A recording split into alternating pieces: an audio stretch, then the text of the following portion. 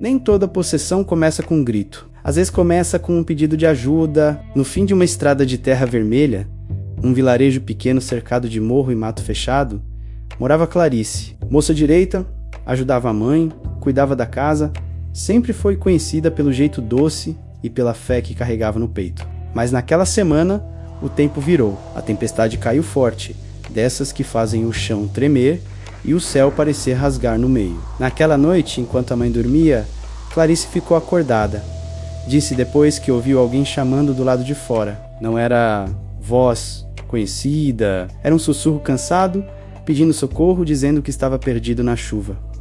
E ela respondeu: não abriu a porta, não saiu, só disse baixinho: pode entrar, eu te ajudo. Foi o bastante. No dia seguinte, a moça parecia vazia, os olhos não acompanhavam o resto do rosto. Começou a ter crises, falava coisas que ninguém entendia, às vezes ria em hora errada, às vezes ficava parada encarando a parede como se alguém estivesse ali. O mais assustador era quando a voz mudava, ficava grave, pesada, e dizia que aquela casa agora tinha 2 donos. O padre foi chamado às pressas. Durante a reza, Clarice caiu no chão e começou a repetir uma frase que gelou todo mundo.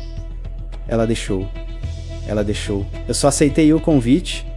Quando tudo terminou, a moça ficou quieta por dias. Dizem que voltou ao normal, mas ninguém mais teve coragem de perguntar o que ela ouviu naquela chuva. E até hoje, quando o vento subia forte naquela estrada, o povo fecha as janelas, porque aprenderam uma coisa: às vezes o mal não arromba.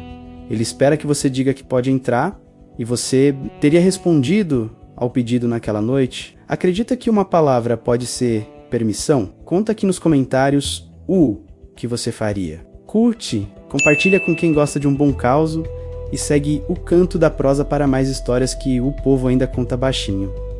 Muito obrigado de coração a todos que ficaram até o fim. E um abraço especial aos novos inscritos. Sejam muito bem-vindos à nossa roda.